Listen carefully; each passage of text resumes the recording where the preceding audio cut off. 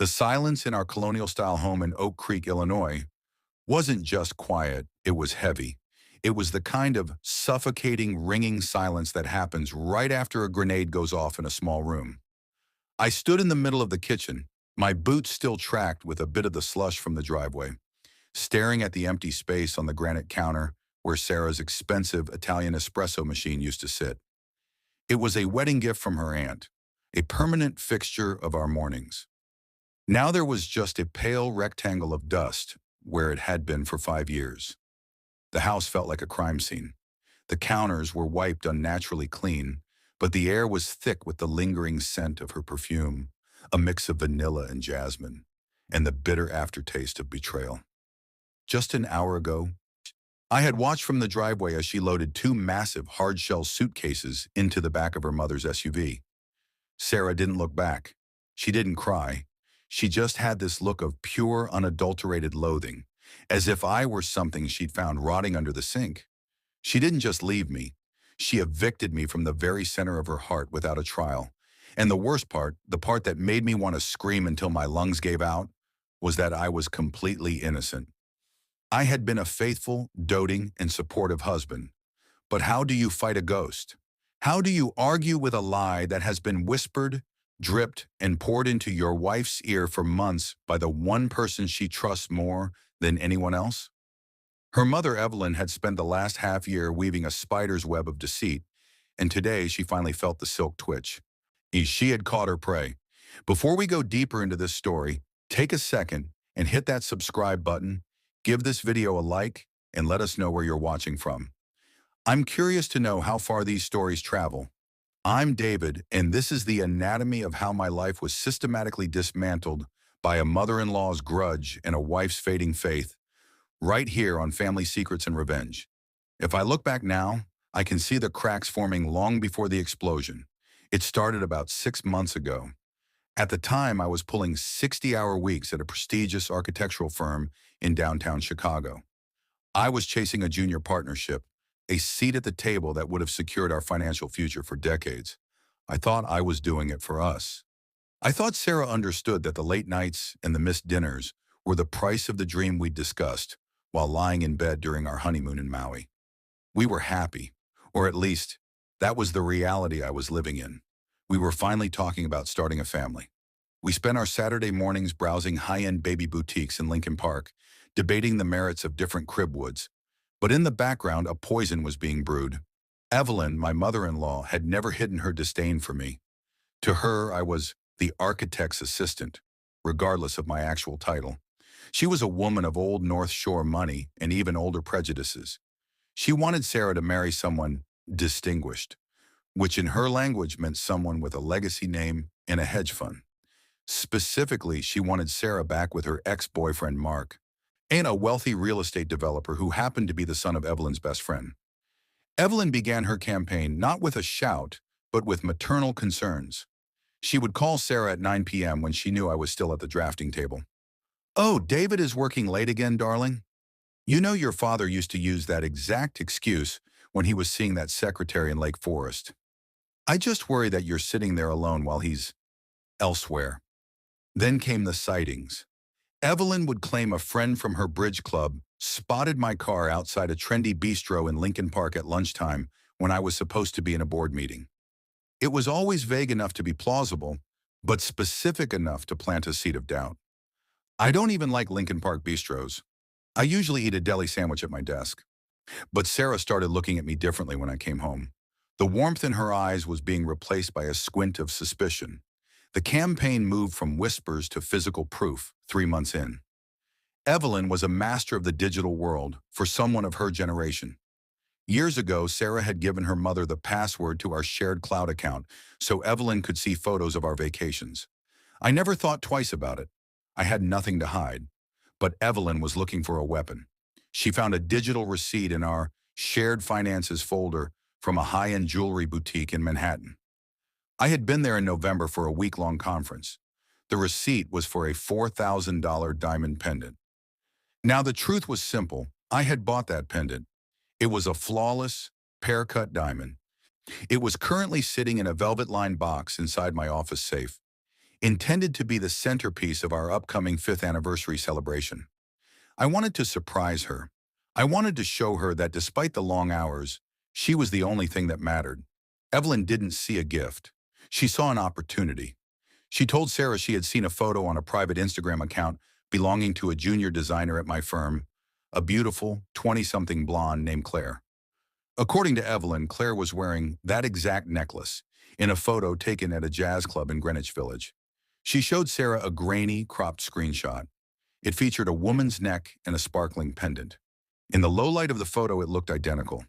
Why would David buy a $4,000 necklace and not give it to you, Sarah? Use your head. Yes, sweetheart, Evelyn had urged.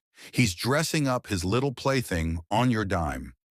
The truth was that Claire didn't even go to Manhattan with us. She was in the London office that week. But when you've been dripped with psychological poison for 6 months, you don't look for logic. You look for confirmation of your fears. Sarah didn't ask me about the receipt. She just started checking my phone when I was in the shower. The night the world ended, the weather was fittingly miserable. A cold, biting sleet hitting the windows of our Oak Creek home. I walked in at 8:30 p.m., exhausted but buzzing because I just closed a major contract. I expected a hug, maybe a glass of wine. Instead, I found Sarah sitting at the dining room table in the dark. She didn't yell. That was the most terrifying part. She was cold. Her voice sounding like ice cracking underfoot. She threw a folder of printed documents onto the table. There was the receipt. There was the cropped photo of the other woman. There was a printed map of my location history that Evelyn had somehow manipulated or misinterpreted. I can't do the lying anymore, David. I'm exhausted from pretending I don't know, she said, her voice trembling only slightly. My mother has been trying to protect me from you for months. She's been watching out for me while I was too busy playing the dutiful, naive wife. I felt the blood drain from my face. I tried to move toward her, to explain. I told her the pendant was in my safe at work. I offered to drive her there right that second. I told her I'd never been to that jazz club, but she just shook her head, a look of pure pity on her face. Aunt Evelyn saw you, David. She was in the city last week for her gallery opening, and she saw you in the park with her. She followed you to a cafe. She saw you holding her hand. That was a blatant, pathological lie. I was at the gym that entire afternoon. I had a session with my trainer. I had the digital check-in logs, the heart rate data on my watch, and a witness. I pulled out my phone, desperate to show her, but she slapped it out of my hand. My mother wouldn't lie about something this serious, David. Why would she? She loves me. You're just a man who got caught, and now you're scrambling. Before we continue, take a second and share your thoughts so far on this story below. I read every single one. Watching Sarah choose her mother's calculated fabrications over our 5 years of shared history was a psychic wound that I don't think will ever fully heal. Have you ever stood in your own home and realized that the person you'd take a bullet for thinks you're the one holding the gun? The week following the Great Collapse was a blur of cardboard boxes and legal threats. Within 48 hours, Evelyn had coordinated a moving team, mostly Mark's construction crew, to help Sarah get safe. They treated me like a domestic abuser. I was forced to pack a bag and move into a cramped, overpriced studio apartment near Navy Pier. The apartment was a concrete box that smelled like old cigarettes and despair. The Chicago winter felt 10 degrees colder through those thin, single-pane windows. But the physical cold was nothing compared to the social frost. Sarah hadn't just left. She had conducted a scorched earth campaign. Evelyn had helped her draft a statement that was sent to our entire social circle and even a few of my colleagues. By Monday morning, I was the villain in every story told from Oak Creek to the Loop. Our mutual friends, people I'd known for a decade, stopped answering my calls. I was the cheater. I was the liar. I spent my nights sitting on a folding chair, staring at the skyline, going through every digital footprint I'd made in the last year. I was obsessive. I downloaded my car's GPS history. I requested itemized cell phone bills. I contacted the gym for their security footage. I wasn't doing it just to win her back at that point. I was doing it because I felt like I was disappearing. If everyone in the world believes you are a monster, you start to wonder if you've grown teeth and claws overnight. I needed to prove the truth just to remember who I was. Isolation has a way of sharpening the mind or breaking it. For the first 2 weeks in that Navy Pier studio, I sat in the dark, watching the headlights of cars crawl along Lakeshore Drive like distant, glowing insects. I felt like a ghost haunting my own life. But the architect in me, the man trained to look at blueprints and find the structural flaw, couldn't let it go. Evelyn had built a skyscraper of lies, and I knew that if I looked hard enough, I'd find the one loose bolt that would bring the whole thing crashing down. I realized I couldn't do this alone. I was being watched. Evelyn had friends everywhere, so I used a chunk of my savings to hire a man named Marcus Thorne. Marcus was a retired CPD detective who now specialized in discreet corporate forensics. I didn't tell him I wanted to win my wife back. I told him I wanted my name back. "She's good," Marcus told me 3 days into his investigation, leaning against the cold brick wall of my apartment. He tossed a manila folder onto my small bistro table. "Your mother-in-law didn't just gossip, David. She went shopping." Marcus had tracked a series of payments from a masked PayPal account linked to one of Evelyn's shell companies to a freelance digital artist in Eastern Europe. The brief was chillingly specific. Modify these photos to include this specific male subject. Ensure the lighting matches the jazz club background. Evelyn hadn't just seen me with another woman. She had commissioned a digital execution. She had provided the artist with photos of me from our own Christmas cards to use as a base. Seeing my own face, my own smile, being used to destroy my marriage made me feel a level of nausea I hadn't known existed. While I was descending into the gritty world of digital forensics, Sarah was living a polished nightmare. Through a few mutual friends who still had a shred of pity for me, I heard that the healing process Evelyn had designed for Sarah was in full swing. Sarah was being paraded around the Chicago social scene like a prize that had been recovered from a thief. Evelyn had successfully moved Mark, the real estate developer, back into Sarah's orbit. They were seen at the Art Institute Gala, at the opening of a new steakhouse in River North, and at charity auctions. Every photo Evelyn posted on her public social media was a dagger. There was Sarah, looking thinner than I'd ever seen her eyes rimmed with the kind of exhaustion that no amount of concealer could hide. She wasn't happy, she was being managed. Mark was the perfect man on paper, but I knew him from the industry. He was a shark who viewed women as assets and subordinates as footstools. He didn't love Sarah. He loved the idea of winning her back from the low-class architect. I watched a video posted by a local socialite. In the background, Mark was leaning in, talking over Sarah while she tried to speak to a waiter. She looked diminished. It took every ounce of my self-control not to drive to Oak Creek, break down the door, and pull her out of that house. But I knew that if I went now, I'd just be the unhinged ex proving their point. I had to wait for the evidence to be bulletproof. The breakthrough happened on a Tuesday. Marcus called me at 2 a.m. "David, get down to my office. We got the receipt guy." The jewelry store in Manhattan, the Gilded Rose, was a boutique that prided itself on discretion. Initially, they had refused to speak to Marcus. But once Marcus showed them the forged second receipt Evelyn had been using, which had a fake transaction number and a different date, the store's legal department got nervous. They didn't want to be tied to a fraud case. I flew to New York on the 6 a.m. flight. Standing in that store again felt surreal. The manager, a man named Julian who remembered me because I had spent 3 hours asking about the fire inside the specific diamond I chose, was waiting for me. "Mr. Sterling," he said, leaden with apology. "We've reviewed our security footage and our internal ledger. The document your wife's mother is using is a complete fabrication. We never issued that." He handed me a notarized packet. It contained the original, time-stamped security footage of me in the store. It showed me looking at the pendant, smiling, and tucking the box into my pocket. I was alone. There was no blonde designer. There was no secret mistress.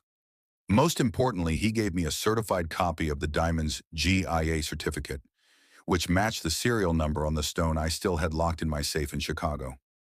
This wasn't just a he said, she said anymore. This was a forensic certainty. I had the smoking gun, and it was cold to the touch. I didn't rush to Sarah's side. I knew that if I went to her first, Evelyn would find a way to spin it as David is harassing you with fake papers. No, the snake had to be cut off at the head. I called Evelyn. My voice was as flat as a dial tone. Evelyn, I have the final divorce settlement papers ready, but there are some disclosures regarding our shared property that I need you to sign off on before I present them to Sarah. I don't want a scene. Meet me at the Blackwood Cafe in Naperville, 4 p.m. tomorrow. Come alone, or I'll take these papers directly to the firm's board of directors. I knew that threat would work. Evelyn's entire identity was built on her unblemished reputation in the Chicago business community. She showed up at 4:10 p.m. wearing a camel hair coat and a look of supreme boredom. She sat across from me in the quiet corner of the cafe, humming the smell of roasted beans and expensive leather filling the air. She didn't even order anything. Let's make this quick, David. Mark is taking Sarah to the symphony tonight, and I need to help her get ready. She's finally starting to act like herself again, now that the trash has been cleared out. I didn't flinch. I didn't even look angry. I just placed a sleek black folder on the table between us. I'm sure she is, Evelyn. But before she goes to the symphony, I think you should take a look at the trash I found in Manhattan. Evelyn opened the folder with a manicured hand, her expression one of mild annoyance. But as she saw the notarized letter from the Gilded Rose, her eyes widened. She flipped to the next page, the stills from the security footage.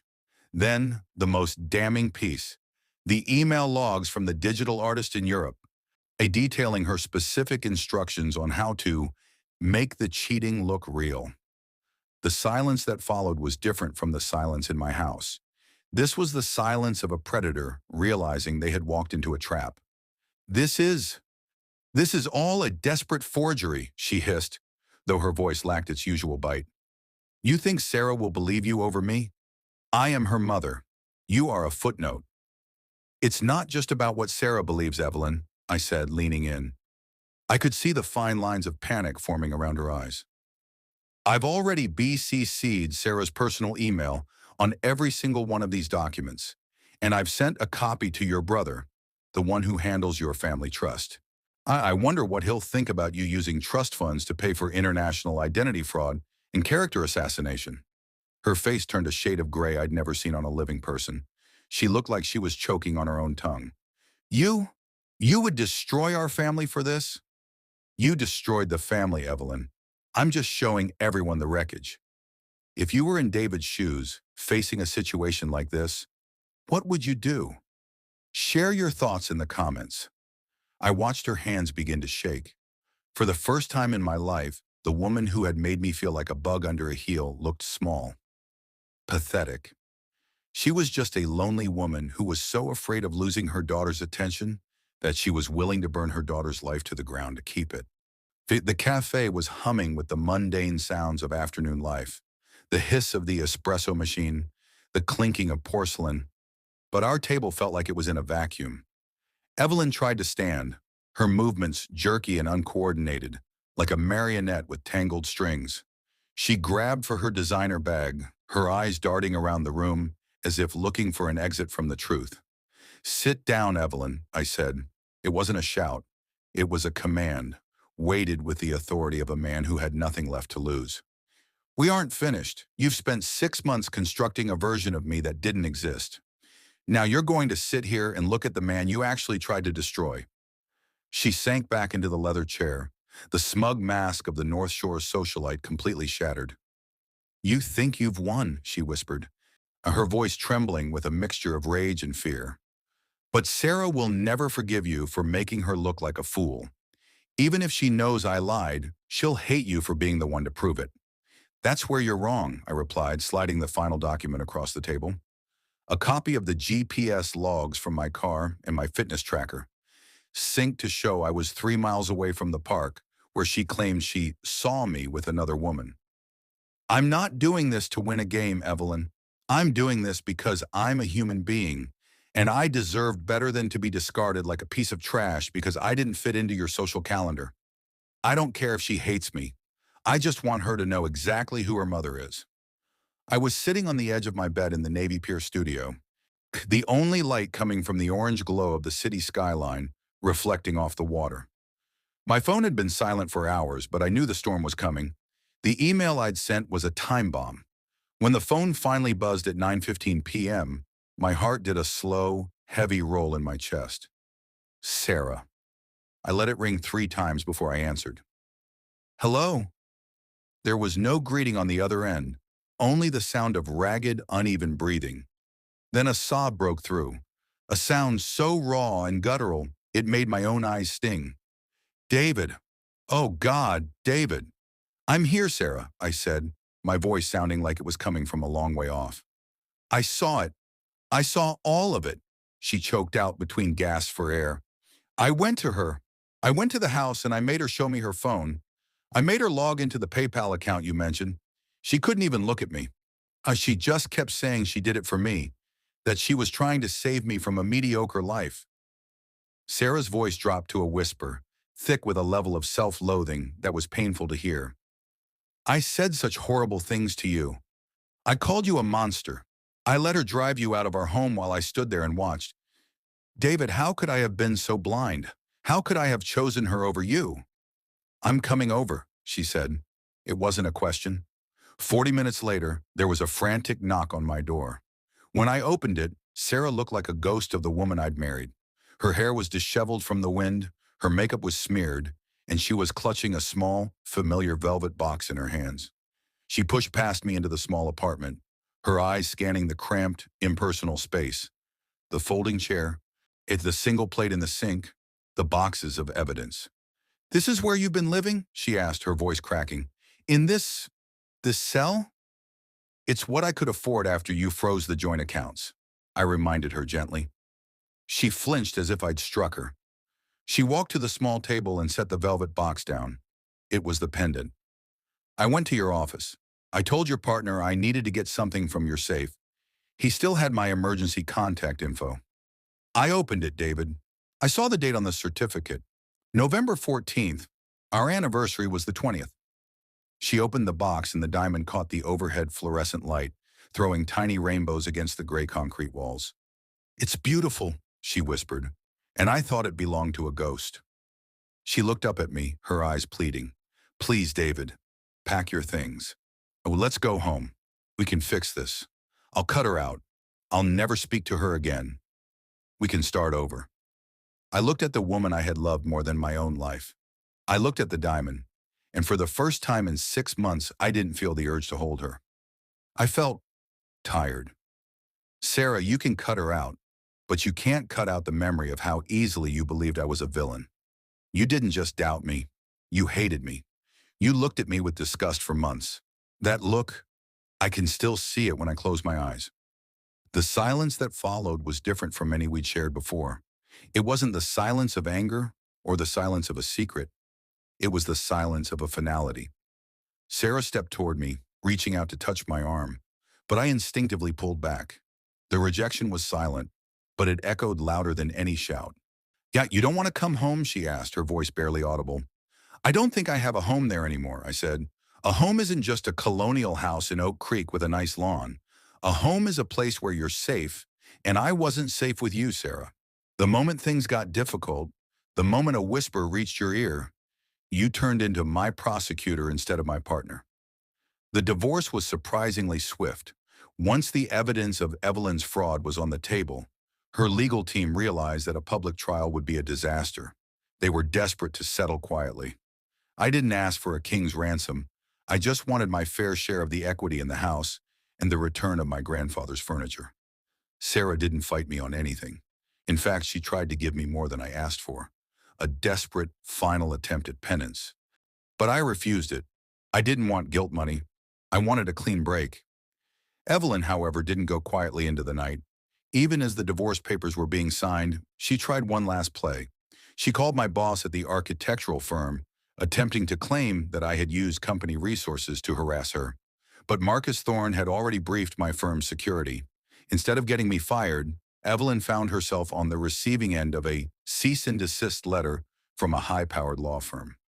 Before we go deeper, I would love to hear your point of view. Tell me what part hit you the hardest in my story and share your thoughts in the comments. A year has passed since the ink dried on the divorce papers, and the air here in Denver, Colorado feels different. It's thinner, crisper, and carries the scent of pine instead of the heavy or humid stagnation of Oak Creek. I moved here with nothing but my grandfather's desk, my drafting tools, and a determination to never let someone else hold the pen to my life story again. I landed a senior position at a firm that specializes in sustainable mountain architecture. My colleagues here don't know me as the man whose wife left him. They know me as the architect who sees the hidden potential in a jagged landscape. There's a profound, quiet healing in building things that are meant to last, things that rely on a solid foundation and structural integrity, the very things my marriage lacked. In Denver, I met Elena. She's a local landscape designer who understands that beauty requires patience and that trust is not a gift you give once, but a garden you tend every single day. When I eventually told her the story of what happened in Illinois, she didn't look at me with pity and she didn't ask for proof. She simply took my hand and said, "A person who needs a mountain of evidence to believe in your character was never really looking at you to begin with." Back in Illinois, the collapse of the house of Evelyn was slow but absolute. Information has a way of leaking out in small towns, even wealthy ones. The story of the forged receipts and the hired digital artists eventually became the primary topic of conversation at the very bridge clubs Evelyn used to rule. She had spent decades cultivating an image of perfection, and in one stroke of vengeful vanity, she had stained it forever. She tried to reach out to me once, about 6 months ago. I received a handwritten letter, expensive cream-colored stationery, in her signature elegant and loopy. She didn't apologize. Instead, she asked me to be the bigger man and talk to Sarah. She claimed Sarah was falling apart and that as her former husband, I had a moral obligation to help mend the family she had broken. I didn't burn the letter. I didn't even get angry. I simply folded it back into the envelope and marked it "Return to Sender." I no longer had a moral obligation to be the glue for a family that had used me as a scapegoat. If you were in David's shoes facing a situation like this, what would you do? Share your thoughts in the comments. Looking back at that cold, dark afternoon when I stood in my kitchen and realized my life had been stolen, I see a different man. I see a man who thought that being good was enough to protect him. I was wrong. Being good is only half the battle. The other half is surrounding yourself with people who are capable of seeing that goodness without needing a spotlight. The truth didn't just break my marriage, it liberated my soul. It stripped away the people who were only there for the fair weather and left me standing on the solid rock of my own integrity. Evelyn tried to bury me, but she forgot that I'm an architect. I know exactly how to rise from the dirt. Thank you for staying with me through this journey of family secrets and revenge. It's been a long road from that Illinois kitchen to the mountains of Colorado, but I'm finally breathing easy. If this story touched you, or if you've ever dealt with a toxic family dynamic that tried to pull you under, please let me know in the comments. Don't forget to like this video. Subscribe to our channel Family Secrets and Revenge for more stories of justice and truth, and share their overall thoughts based on my story. Your support means the world to us. Until next time, keep your truth close and your boundaries closer.